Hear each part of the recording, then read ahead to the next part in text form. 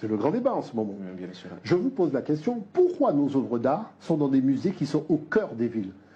Vous prenez l'Amérique, le Metropolitan Museum est à New York, au cœur de New York.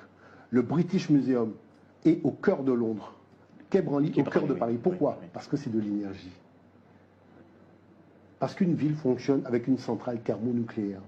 Et quand vous compilez des œuvres d'art et que vous les mettez au centre de votre ville, vous avez créé une centrale thermonucléaire qui alimente les énergies de la ville. Donc voilà pourquoi, quand il faut restituer les objets d'art, l'Africain voit des objets d'art, genre on a créé des formes et on y a habillé. Mais celui qui est en face sait très bien que ces œuvres d'art possèdent ce qu'on appelle une vibration électromagnétique. Mais est-ce que vous voulez dire que cette razzia est faite à dessein mais mon cher ami, mais réveillez-vous. Mais tout le monde a déjà compris. Parce que pourquoi il le met au cœur de sa ville? Quand vous avez un téléphone portable, la batterie n'est pas au cœur du téléphone, hein? Quand vous avez, je sais pas moi, un objet, un bip, la petite pastille qui est la petite pile, c'est pas au cœur du système? Pourquoi vous pensez que tous ces gens-là prennent nos objets d'art pour mettre au cœur du système? Ils n'ont pas d'art chez eux. Pourquoi ils ne prennent pas leur art pour mettre au milieu? Parce qu'ils savent la chose.